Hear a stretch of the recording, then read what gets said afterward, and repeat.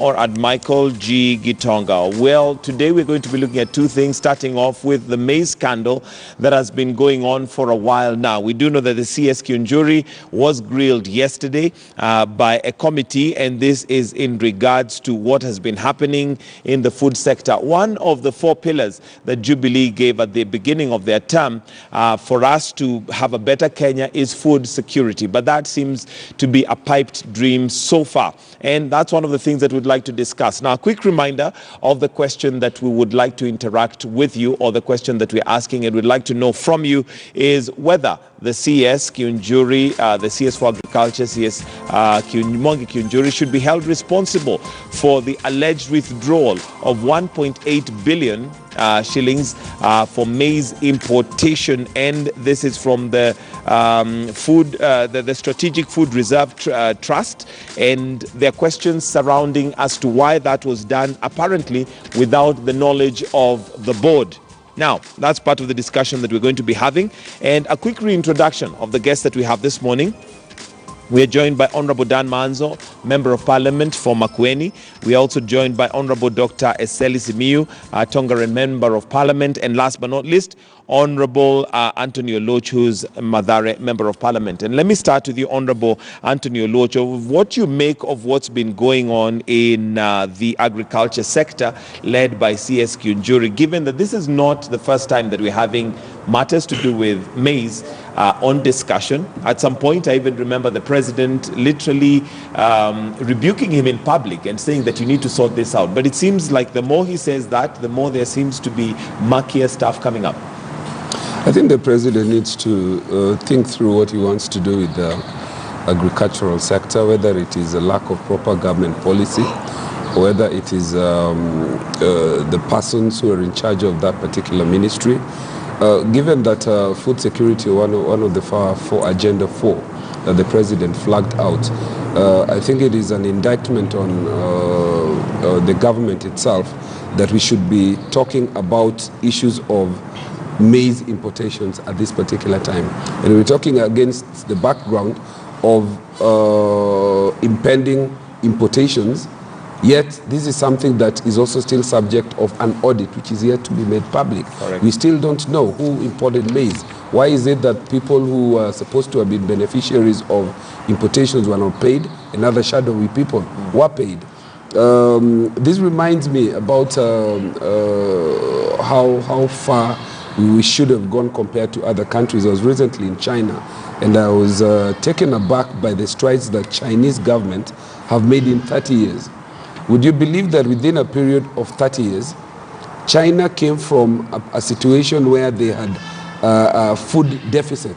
So much was the food deficit that they used to have coupons. They used to have coupons. Literally, you as a family, you'd be given coupons and rations, and you'd be told you can only purchase so much coupons per week for cereals. Correct. And you decide which meals to take, which meals not to take as a family, because that was the situation then in terms of, within 30 years, the China government right now has surplus in terms of their cereals and food, and their food security is no longer a big issue. The question that we should be asking ourselves is, how have countries like China been able to turn around those situations, and in our 50 years, We're still struggling. we're still talking about the same thing? Yes, yet we have so much arable land that is not being utilized. Yet we seem, although the government at some point maybe seems to speak from two sides of the mouth, because when we look at the allocation of funds towards agriculture and how serious we are, then that leaves a lot to be desired. Honorable Manzo, your thoughts on Jubilee's seriousness of having food security as a major, pillar of what they would want to leave for Kenyans by the time the term of Uhuru Kenyatta ends? Just first and foremost, the Minister of Agriculture should know how much grain we have in the country. You should be able to account how much is with the farmers. And then, first and foremost also, he had said that this purchase was going to be approved by cabinet. Now we can see by the time he says this, he's already released monies without authority of the board, that is illegally, to traders, and looking forward to bringing maize in the country. So it must be investigated. And if found culpable, you should quit cabinet and get prosecuted.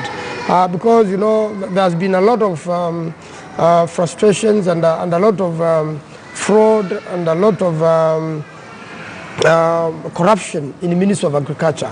And it must begin with the minister. Because he knows every other dealing within his ministry, and he must come out clean on this. And therefore, for us to have food security, he has many other things he should do. Although there is drought in some parts of the country, we have a lot of water in terms of rivers, in terms of irrigation. We have irrigation systems which have failed, again, out of corruption. So we really need to address the issue of corruption in the Ministry of Agriculture. Okay. And I'd like us to listen into what he had to say yesterday. He was grilled by a committee. And let's listen into what the CS Kiunjuri had to say in defense of the importation of maize. The question on whether we are importing or not is already time-barred. We have decided, one, that we shall go ahead and try and negotiate more and more with the Comesa region. Already we know there is maize in Tanzania, there is maize in Uganda, but the inflows are not enough for our consumption. The required amount of maize for milling by our millers. This year, we were calling on traders and millers to import. And therefore, government was not to be involved in any way. All right, so government not to be involved. And coming to you, Honorable Simiyu, sounds to me sometimes like the CS is not quite sure what he's saying. Because at one time, he says that as a country, we are at a point where we need to import. Yet, when you listen to the farmers, they say that we're expecting a bumper harvest. So really, there would be no need of importing the amount. Is there a sense of incompetence? And I think, yeah, you are right. There's a sense of incompetence because his last statement there was very dangerous, that he wants the millers and the business people to import. You know, these ones will import purely for profit, and this will again put down the Kenyan farmer. And that's one area where we need to be very careful about. Because if we talk of the big four, and food security is one of them, and yet when you look at the budget, it's not allocated enough funds to actually cater for that. And part of agriculture is actually devolved, and you find that the division of revenue bill is giving the counties less than what they got the previous financial year. So what exactly are we doing to agriculture? I think the problem agriculture is facing under the Jubilee administration is that the Jubilee administration is more given to this what's called vanity projects. You know, big mega projects that cost a lot of money, because then there's a lot of money to share. But when it comes to things that might not be realized immediately, like investment in agriculture, you find they falter. And the farthest they've gone is trying to do mega irrigation projects, which don't again survive. I think this is a situation where we need serious planning, serious thought about food security. Okay. It's not a knee-jerk thing. It's not a knee-jerk reaction. I think with this administration, they have a problem because you find that things like agriculture, you don't reap marks immediately, and then they want to do things like build highways, build things that you can see the that can be seen. And maybe just to also give a disclaimer, we did reach out to Jubilee members of parliament or even legislators to join us on the panel, but none of them was available, so that it doesn't sound like we're just talking about Jubilee and there's nobody representing Jubilee. But coming to you, Honorable Oluoch, looking at the budget that we have currently and the one that was approved, is Jubilee serious, or is government, let me put it that way, is government serious about having agriculture as one of the four pillars and ensuring that we eradicate the issue that we've had for a long time? For 50 years, we've been grappling with hunger. I remember a time we used to even have freedom from hunger walk. Looks like we need to reintroduce them.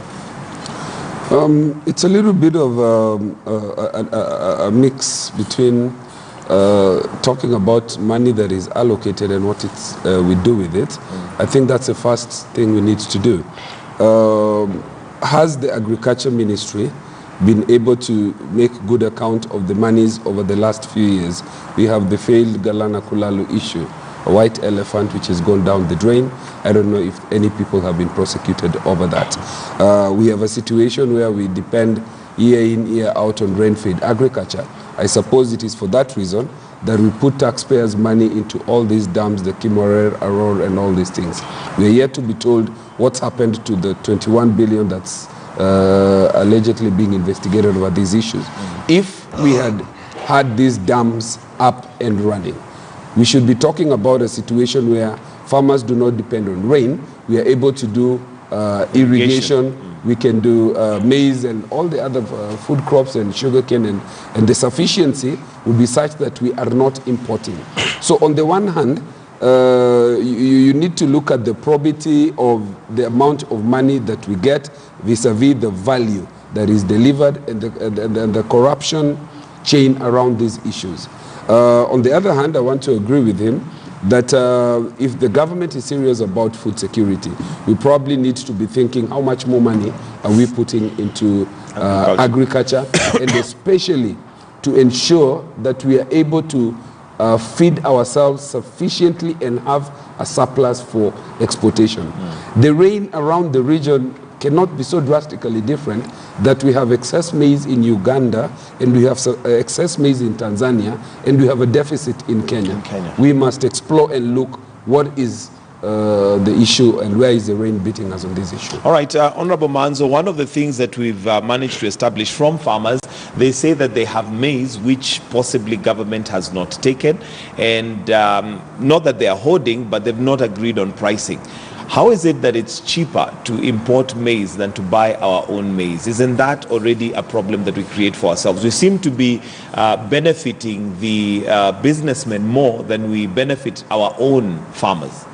Yes, the fact that 1.8 billion shillings was withdrawn and paid to traders without approval and against the law shows that the Minister of Agriculture has conveniently ignored our farmers and conveniently ignored the farming and trading business within Kenya, and is busy rushing, outside there where they can bring in maize and benefit the traders. It's not really to benefit the country. And I think now we need to focus more on Kenyans and on the farmers so that we can encourage. And we need to buy. We have not heard the Minister for Agriculture negotiating with the farmers. He does not even know how much maize they have, how many kilos. He's just busy dumping maize in the country, and most probably in these fraudulent transactions he has a cut. Most probably, I'm saying. And that's why I'm saying he should be investigated. He seems to be the problem because he's in charge of a ministry where the law is being broken blatantly and where he's giving contradictory statements every other day when he is asked about the matter. So it seems he's an interested party in this, he's partisan, and therefore should be investigated. Okay. Honorable Simiyu, do you think there's some, there's some members of parliament who had come out and said it's about time Honorable Kiunjuri resigned? Do you agree with that sentiment? I think the problem we are having here is that we are not listening to the experts. We are not using the experts that we have. So whether you remove Kiunjuri or not, so long as we are still not listening to our experts, whoever takes over will just behave the same way. Who is we? I mean, we as Kenyans and the Jubilee administration, that is. Because we have experts, even in agriculture, in all these things we are talking about. But you talk to them, they'll say, yes, we've suggested this, we've written papers, but they're not followed. Nobody's following the advice.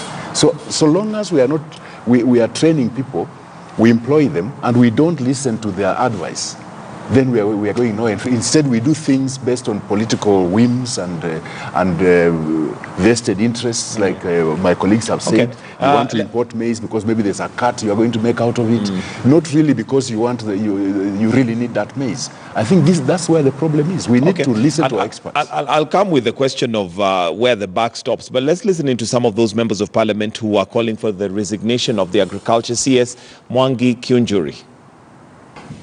We therefore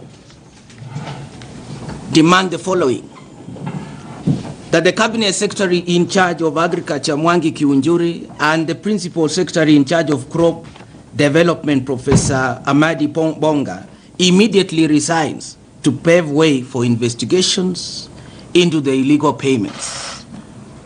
It's a big paradox that we are talking of importing 12 million bags while we have so much rotten in our stores. Really, this one must stop, and we are demanding by the end of today, Kiunjuri really must have stepped down so that investigation is conducted. We find out who are these cartels, because you've seen that this is a ministry that has... All right, and coming to you, Honorable Oluoch, well, that's a call by some of the members of parliament. Do you agree with them that the buck stops at Kiunjuri's door, or could it even be at the presidency? Because at the end of the day, at the point where the president was rebuking Kiunjuri in public and saying, sort out the cartels, I would imagine that by now he should have gone back to the president with a report and with a sorting out. If he has not done that, why is he still in office? I think the culture in Kenya where people resign because people have asked for them to resign or because they have failed to carry out public duty was an ideal that was misplaced. I think we had all this lofty idealism about Chapter 6 of the and Constitution, taking responsibility. But quite obviously, I think what we put in the Constitution and what leaders and the culture that we have inculcated are two different things. I don't think that Kiunjuri will resign. I think the buck actually stops with him. But there is a level at which the president himself is talking and not acting. If at the time that the president was so angry with Kiunjuri that he said you should never try this again, I think he was sufficiently angry to be able to say, if you get to the point where you have this kind of scandal or situation again, I will fire you. And I think the president now needs to put action to his words. And I think because the Kenyan people, the ultimate responsibility is the commander-in-chief. I think the president himself should be the one to crack the whip. Honorable Manzo, do you think the president maybe has a role that he could execute at this point in time if there's that much incompetence? I mean, we're talking about food security here. Well, you know, the way the current structure of appointments and resignations in Kenya is more of a political will, and I think if the president asks the Honorable Kiunjuri to step aside, it will serve much better. But I don't think the CS by himself will resign or step aside. He is part of this transaction. The nature of transaction is really criminal. It is subject to investigations, but that needs a push from the president's desk, and this will be a lesson to other future ministers of agriculture, because agriculture is where we lose most of our money, most of our budget in fertilizer, in seedlings, in purchasing maize and all other transactions. We have a lot of issues in agriculture, and I think clearly the minister in charge of agriculture is unable to handle or is part of it. He must step aside. I want to agree with the members of parliament saying he should resign, and the president should push him aside at this particular level. Okay, and maybe just to get a legal perspective from you, Honorable Oluoch, as a lawyer, the question of him having authorized or money having been authorized without the board, that's the Strategic Food Reserve Trust permission. Isn't there a system that should ensure that that cannot happen? And secondly, if he has done that, then isn't that reason enough to show that there is something wrong in the system, and therefore the person in charge, being the CS, should actually resign? Yeah, I think Honorable Maize said this at the beginning. Is there a requirement that you get cabinet approval, one, for these kind of things? When you're doing importation, you do need to get cabinet approval. If you're going to pay farmers this kind of money, I remember sugarcane farmers have similar issues that they need to be paid. I think this has to go through cabinet. It has to go through the treasury. There is a system and a check and balance, which I assume must be in place to be in a position where the agriculture minister can authorize or cost to be paid 1.8 billion shillings when there is a board, shows that there is a serious legal gap somewhere, and I think there is a managerial problem as well. We cannot let off the board in this instance. Did they, for example, blow the whistle? When did they find out that these monies were paid by the minister?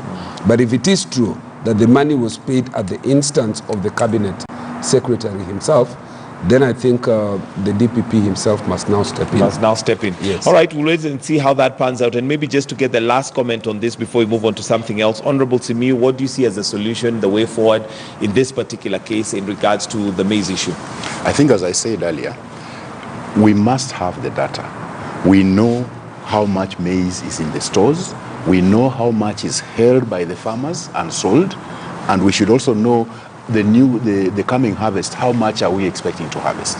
Once we have that data, then is when we can say this is the shortfall.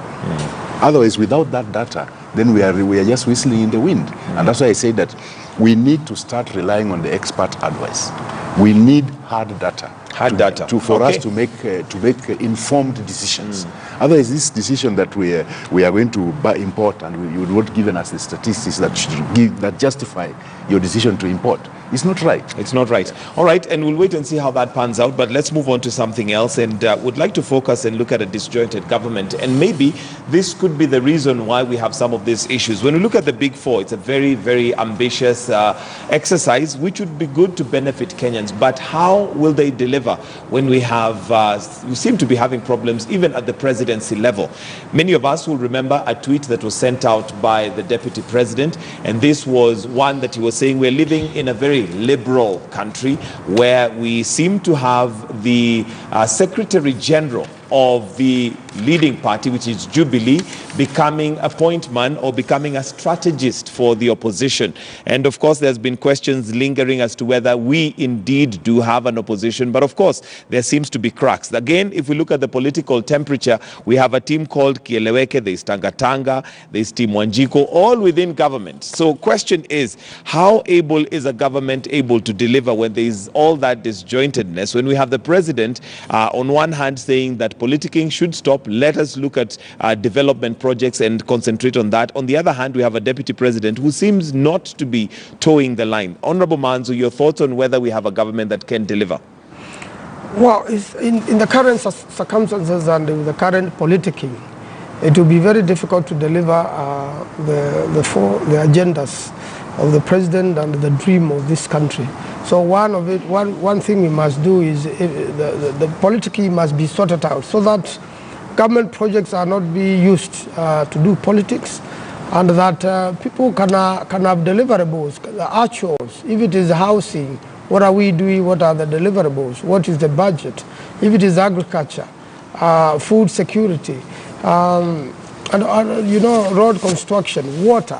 And all these things we want to do as a country cannot happen in an environment where, first of all, corruption is what is driving the day, where the Minister of Agriculture is part of a deal of 1.8 billion shillings, which has been withdrawn and paid, without procedures. It means we are going to lose more in many other deals, and someone has to be responsible, has to explain and account to Parliament, because the parliamentary committees are supposed to check, what the government has delivered. So I want to agree with President Uhuru that the politicking should stop completely as we reorganize the country so that there is stability. We should not see fights between the deputy president and the Honorable Tuju. The other day, Honorable Murathe resigned under pressure of the deputy president.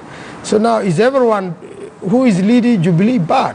So we must know what is really happening and where this politics is going to take the country. Where it's taking us. All right, Honorable Luch, the handshake, of course, has a lot to do in this, and it seems to have worked more for the opposition as opposed to government. It seems to have divided, and let me not say even government, Jubilee, it seems to have divided Jubilee more. Your thoughts on whether we have a government that can actually deliver, given how much acrimony there seems to be within the party? I think the handshake created a good atmosphere where temperatures, number one, cooled down. So both the business of government was able to proceed. The business people and the business community are able to also transact. Things generally came back to normalcy, and we are now into a situation where we are having a discourse as to how we can be able to further the spirit of that handshake in terms of what the BBI is doing and how we can possibly ensure that we not come back to a situation where after every election we have people fighting and Kenya getting into the brink of collapse. The real problem here is that the deputy president and the people in his corner never really embraced the issue of the handshake. In fact, I think the deputy president and his strategists seem to think that this was something initiated to put roadblocks to his 2022. And therefore, anybody who seemed to be gravitating around the handshake has been a person who has been a focus of consistent attack. It has been Karanja Kibishu. You have seen the deputy president picking issues with Karanja. You have seen the deputy president and people from Rift Valley over the gun issues and insecurity picking issues with Matiang'i. Of course, there was a lot of bad blood when the president, through the executive order, gave the coordination of government and other things to the the interior minister, and therefore taking away all these launching of fake, non-existent projects by the deputy president.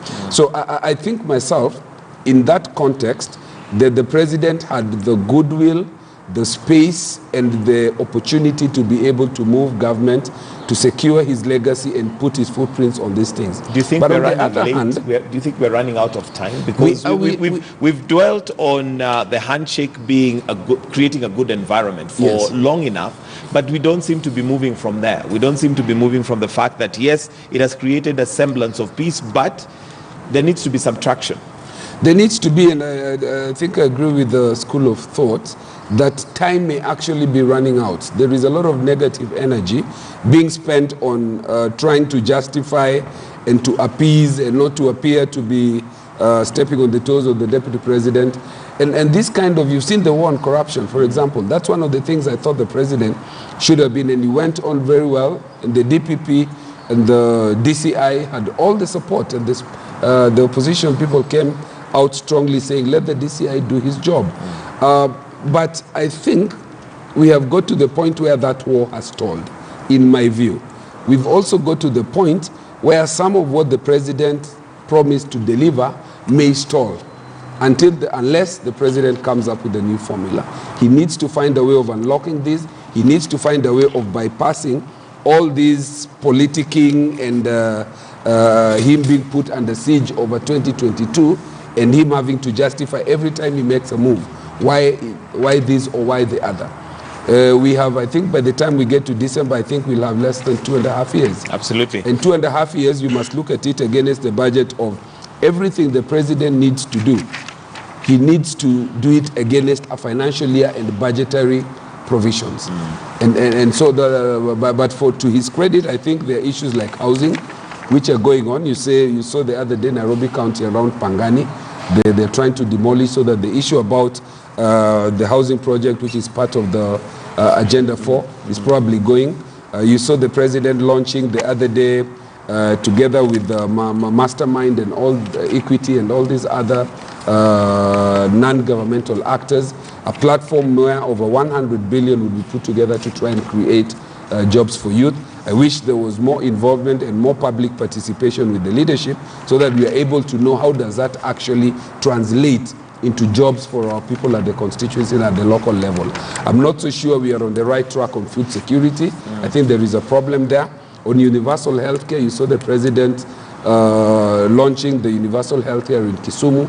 I think this has translated into other initiatives taking place. But I think there is more that needs to be done. For example, level 5 hospital needs to be elevated in all the other counties so that they're able to get the benefits of this. There is a little bit of a problem where you're seeing civil servants saying they will pull out of NHIF. So there is need for somewhere in the universal health care thing that we try and unlock this. So there is a sense in which the president is trying to move, but for every 3 steps he makes, there is one step. There's one step backwards. Okay, yes, and we had legislators even come out to give their comments in regards to that particular move by the deputy president through his tweet. And let's just listen into what they had to say before I come to you, Honorable Simiyu.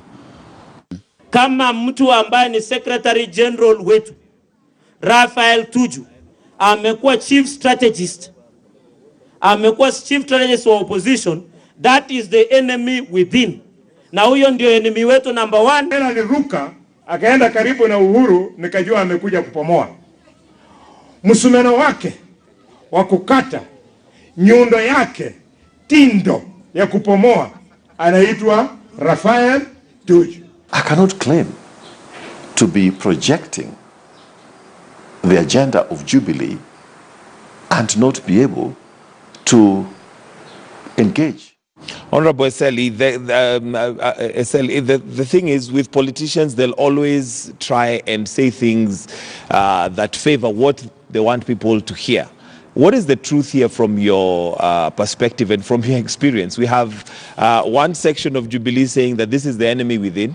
We have Raphael Tuju, the Secretary General, saying, look, within the handshake, I was there on the instructions of the presidency, but the same presidency is the one saying that he's an enemy within. You know,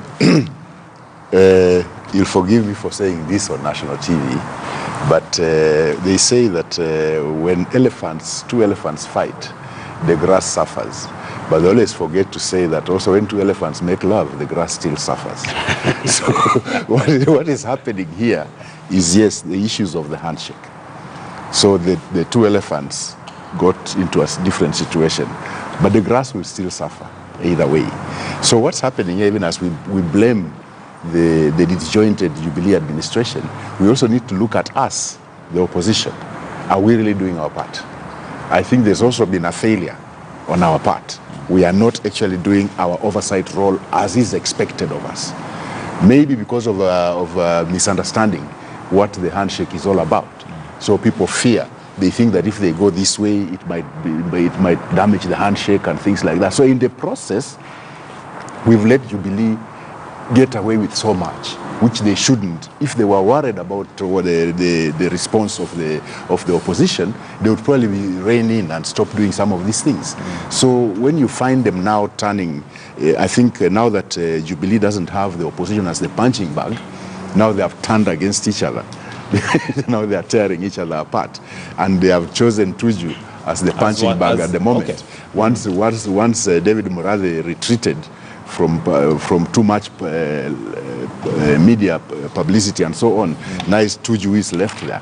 So Tuju becomes the punching bag. It becomes the punching bag. All right, we're out of time, essentially, it's because a number of people in the country have not understood what the handshake was meant to achieve. And maybe the people that fully understand the handshake is just the president and the Right Honorable Raila Amolo Odinga. All right, we're out of time. I need your closing comments. I'll start with you, Honorable Manzo, on possibly what we need to see as a country as the way forward in regards to food security and even having a government that is together to work for the sake of delivering to Mwananchi. Yes, first and foremost, Parliament should check the executive, because that is its duty under the current constitution, and again also supporting the handshake so that the country moves forward, and we reduce on politicking, because if we just politic year in, year out, then there will never be development delivered in the country. And I believe if we could stop the politicking and the URP wing could listen to the president or the Tanga team and stop the politicking, I believe the country will be served better. It will be served better. Dr. Eseli, your closing comments?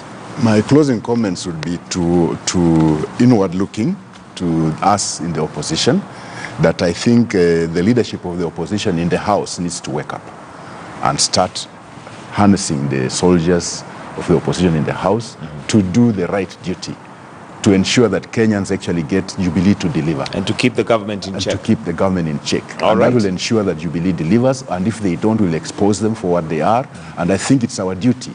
I think using the handshake as an excuse not to do our duty is wrong. We are letting down Kenyans. All right, Honorable Lodge, you get the last word. My closing comment is to His Excellency the President, and the point that I want to pass across to him is that he has exactly just over 2 years, I think 2.5 years, to deliver on his big four. He needs to take a serious look at his cabinet and those who are able to deliver his agenda. He needs to ring-fence them against constant attack so that they are able to deliver without distraction. But for those who are unable to do it and have clearly shown that they cannot assist him in the delivery of his agenda and his legacy, he must take the bold step and chop them off and fire them. All right, thank you very much, gentlemen. That's Honorable Anthony Oluoch Mathare, Member of Parliament, Honorable Dr. Eseli Simiyu Tongaren, Member of Parliament, and last but not least, Honorable Dan Manzo Makueni, Member of Parliament. That's the state of the nation. At this point in time, we're going to take a short break, but do stay with us. We have Black and White lined up for you. We'll also be looking at matters international.